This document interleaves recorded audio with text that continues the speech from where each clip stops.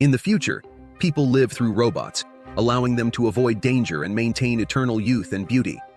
However, this way of life is about to face opposition.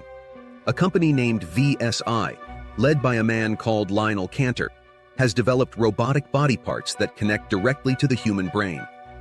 This innovation allows humans to fully control and experience sensations as if it were their real body. Soon, this will lead to the creation of complete robotic bodies for those who are entirely paralyzed. The military quickly realizes the potential of robot bodies controlled by human brains, as this allows them to send robots instead of real soldiers into combat. After the military begins mass-producing these robots, they become affordable, and civilians start purchasing them. By using robots or surrogates, people can go out and enjoy the world without the risk of accidents or diseases. As an added benefit, they can always appear young and healthy. It doesn't take long for Congress to pass a law, making it legal to live through surrogates. A few years later, surrogates are now the norm for living worldwide, except in some special regions where certain groups have rejected artificial life and choose to live as real humans. These people form a cult led by a figure known as the Prophet, who preaches against living as surrogates. Today, a young boy is driving a luxury car, talking to his father, thanking him for lending him his surrogate. What the boy doesn't know is that someone on a motorcycle is following him. He heads to a club, dances with a hot woman, and then gets intimate with her in a back alley. Just as they're getting close, the man on the motorcycle shows up. The boy tells him to get lost. Get lost, meatbag. But moments later, the entire alley is engulfed in a massive electrical surge. The biker tries to flee, causing a multi-car collision in the process. FBI agents Greer and Peters are called to investigate the crime scene. Upon arrival, they immediately notice something unusual. The eyes of both the boys and the woman's surrogates have been blown out, along with their memory chips. The boy's surrogate wasn't registered, but the girl's unit was registered to someone named Cameron. When they arrive to investigate the middle-aged man Cameron, they discover that he and his surrogate have both died, a scenario that's typically impossible. This leaves Greer and Peters puzzled. Greer, or rather his surrogate, returns home, observes himself lying in the control chair, and then enters the charging module. Greer steps out of his control chair and heads to his son's room, filled with his son's toys and photos. But for some reason, his son is nowhere to be found.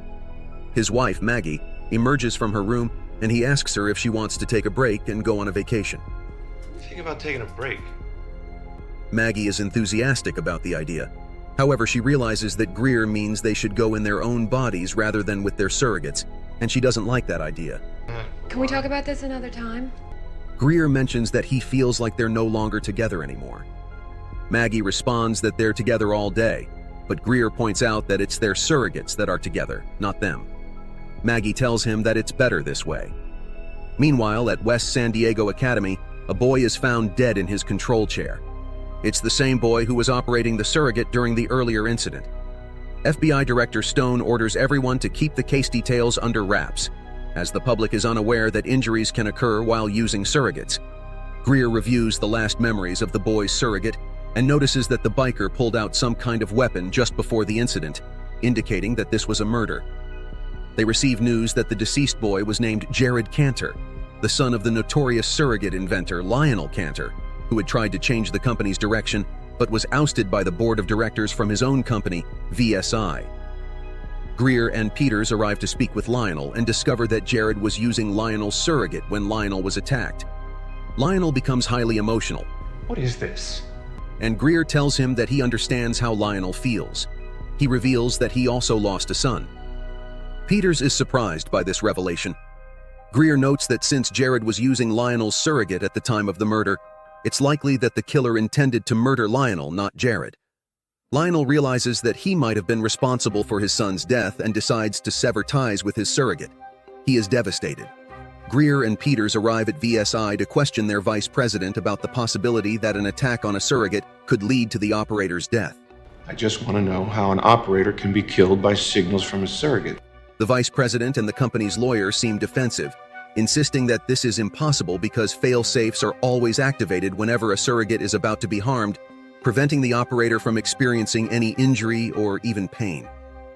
Realizing they won't get any answers here, Greer and Peters head to the company's engineering department. Instead, they ask an engineer what could cause such damage to a surrogate. The engineer explains that it seems like the surrogate was overloaded. Greer asks if he's ever seen anything like this before, and the engineer mentions seeing some military surrogates with their eyes removed. Greer and Peters then visit a military facility to talk to a general about whether a weapon exists that can kill both a surrogate and its operator. So no such weapon exists. The general dismisses the idea, saying that if such a weapon existed, he would know about it. As for the soldiers' surrogates, he reveals that they've been removing the eyes and main boards for inspection. Greer remains unconvinced. Peters discovers that the man on the motorcycle is named Miles Strickland, who was once arrested for robbery but released without punishment, suggesting someone in law enforcement is protecting him. She issues a warrant for his arrest. The FBI's surveillance unit tracks down Miles and his phone. When they arrive, they are greeted by Bobby Sanders, who informs them that Miles is currently being pursued by the police. Greer joins the chase while Peters stays behind. Bobby, a human who refuses to use surrogates, shows Peters how the surveillance unit can access every surrogate on Earth and immediately deactivate any of them for law enforcement purposes. He demonstrates this by noticing two people assaulting a woman in a hotel room. He instantly obtains an arrest warrant and deactivates their surrogates. Lets me disconnect anyone from their surrogate. Well, that can't be legal. Meanwhile, Greer is in a helicopter pursuing Miles. When Peters warns him over the radio that he's about to enter a territory designated for non-surrogate users, where he has no jurisdiction, Greer ignores her and continues the chase. Just as it seems the police have cornered Miles, he pulls out the surrogate weapon, killing several officers. He fires at the helicopter, killing the pilot, but Greer unplugs from his surrogate just in time to save himself. Miles crosses into human territory, and Greer re-engages his surrogate, discovering his helicopter has crashed. Greer continues the pursuit on foot in human territory, where the people mobilize against him. Greer finally catches up with Miles and demands that he hand over the weapon. Give me the bag. But just as Greer prepares to inspect the weapon, the humans arrive and shoot his surrogate. Greer wakes up at home, physically weakened. Before Miles's weapon could kill him, he unplugged, but he's still been hurt. Maggie arrives and takes him to a hospital in human territory. Miles wakes up to find his home being searched by the Prophet's followers. The Prophet demands to know where he got the weapon and who hired him to kill Lionel. Miles replies that he doesn't know, as the person who hired him never met him. They only communicated via phone from the hospital. When Stone visits Greer, Greer wakes up. Stone informs him that he's been suspended for entering the human jurisdiction, which has triggered a conflict between the human zones and the surrogate zones. Greer won't receive another surrogate unless he's reinstated. Greer is discharged in his human form, and Peters sees him walk out of the hospital as a human. After all this time, Greer feels incredibly vulnerable and anxious. Peters suggests he should get a temporary low-quality surrogate, but he refuses. Greer arrives in human territory and sees that Miles's funeral is taking place. He watches children playing and listens to the Prophet's speech about how those living through surrogates aren't truly living. This is the human condition. This is what gives life meaning. The Prophet also mentions that the time is coming when surrogates will disappear from the world. Greer approaches the Prophet and tells him about Miles's weapon, offering to do anything to get it back. The Prophet assures him that if he finds the weapon, he will contact Greer later. It is revealed that the Prophet has already found the weapon, but has no intention of handing it over to Greer. Lionel contacts Greer, now using another surrogate. Greer tells him that Miles is dead, likely killed by his own people. Lionel says that the weapon Miles used is incredibly advanced and couldn't have been made by anyone in human territory. Another individual had hired Miles, someone who could afford to spend billions of dollars on such a weapon. Lionel tells Greer to continue the investigation and seek justice for his son. He asks Greer how his son died, and Greer reveals that it was a car accident before surrogates became widespread. I can think of no worse tragedy than a parent outliving a child. Greer returns home to find a party in progress, with Maggie's friends engaging in some sort of surrogate drug activity. Maggie assures him that it's just some people her friends brought over and that she has nothing to do with it. Greer walks into his room. When he comes out, He finds one of the men trying to flirt with Maggie, causing him to lose his temper. He punches the guy, and everyone laughs at his attempt to hit a robot and ends up hurting himself. Greer storms off and Maggie follows him. She asks what he wants from her, and he says he just wants her. She tells him that he already has her, but he responds that he wants the real her, not her surrogate. Maggie says that things have changed, but Greer insists that it's only because of their son's accident that she's been afraid to face the real world ever since. And I want the woman that's in that room, my wife. Maggie walks away. Meanwhile, someone breaks into Peter's house, kills her, and takes control of her surrogate. Greer discovers an old, canceled contract between the military and VSI. He deduces that it must have been for the weapon.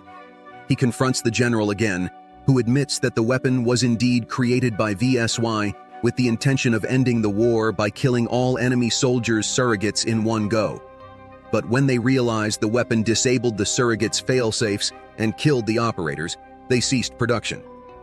Greer reveals that one weapon is still out there, in human hands, and the general immediately orders action to retrieve it. Meanwhile, the Prophet hands the weapon over to his followers, instructing them to deliver it to Agent Peters. Greer goes to Maggie's office to see her and tells her that he's been thinking about their son.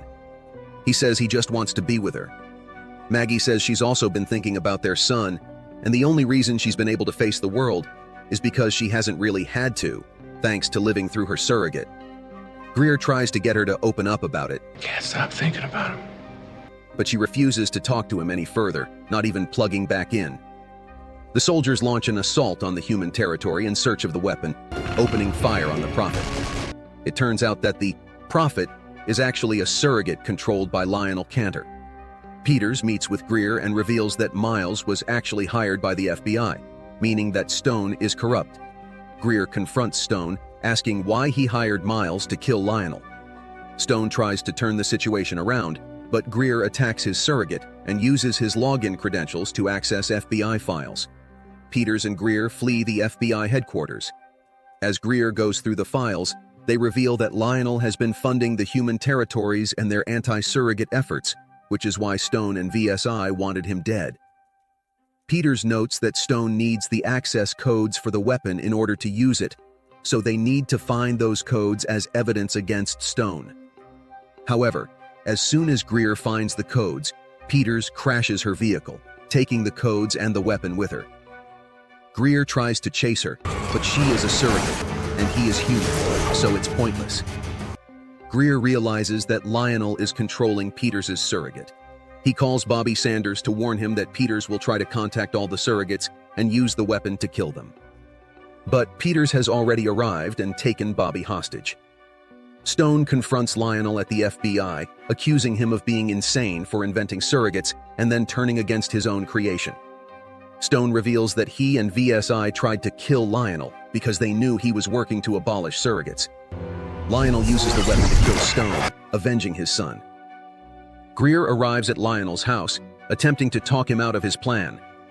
Lionel insists that he never should have invented surrogates, that humans need to live like humans. Surrogacy is a perversion. It's an addiction. Greer warns him again that he's about to kill billions of people and will just become a murderer. Lionel argues that surrogates are an addiction, and to break that addiction, he needs to eliminate the addicts.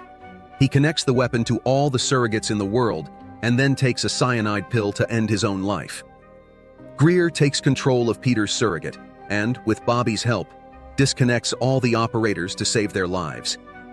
The weapon is still connected and is about to wipe out all the surrogates. Bobby shows Greer how to save them, but at the last moment, Greer decides to let it happen. All the surrogates around the world are destroyed, forcing people to emerge in their true identities. Greer returns home to find Maggie in their son's room, and the two embrace passionately. The end. Thanks for watching.